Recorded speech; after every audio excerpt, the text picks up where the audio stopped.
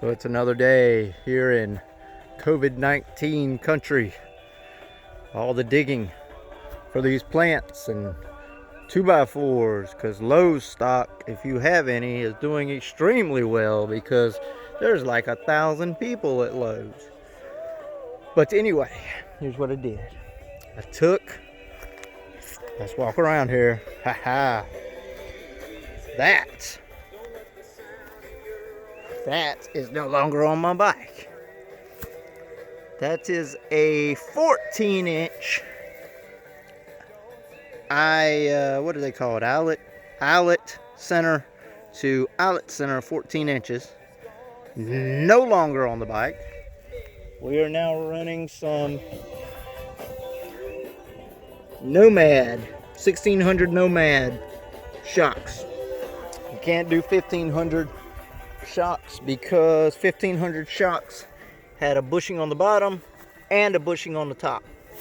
1600 Nomad shocks have a bearing on the top and a bushing.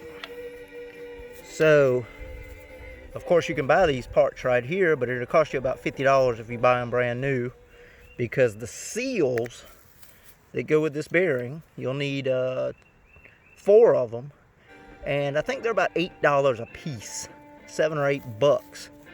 So if you just do the 1600, you'll probably save some money. You can find some deals on eBay.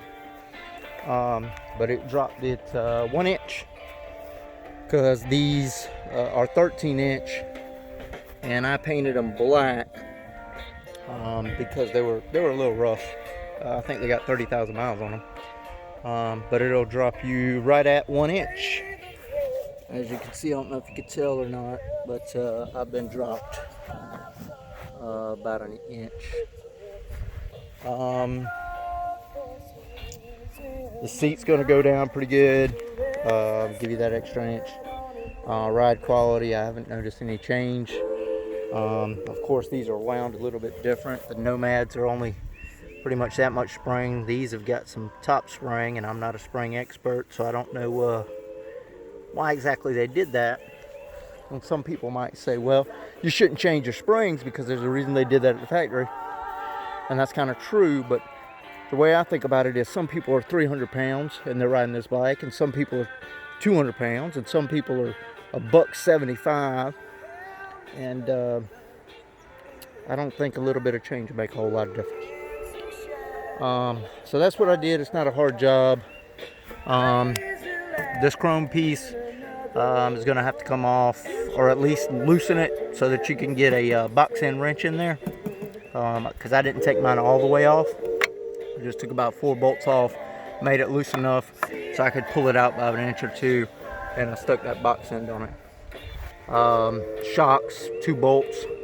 What I did is I put a jack, a regular car tire jack, up under the tire.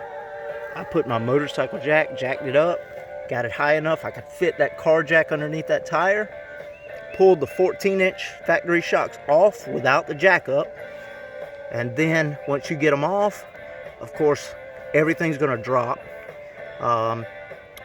As far as how to mount the wheel, it's going to drop by about, I don't know, 3 or 4 or 5 inches probably. So you'll stick that car jack tire up under there, under the tire, jack it up. You're going to try to get it as close to the 13 inches for the new shock, eyelet to eyelet, 13 inches. Once you get it on there, you'll be done with the jack, the car jack, and then you just tighten them up and you're done. But I thought I'd share what I did. I know probably some other people have done it. Front end shocks, springs, ordered them on Amazon back on the 10th. I think today's the 17th or the 18th. They still have not shipped. They're supposed to be here Tuesday. Not sure how in the world they'll get here by Tuesday. But after lowering the front to the back, I'm not sure I can even use front shocks because I was going to lower the front by an inch. But my horns are definitely going to have to be moved at this point. If I do that, I just don't have very much movement room there to make anything else work. But I thought I'd give an update, and that's it. That's the Nomad 1600 shocks. Not a bad deal. Oh, one more thing about those shocks. Oh, I should tell y'all this.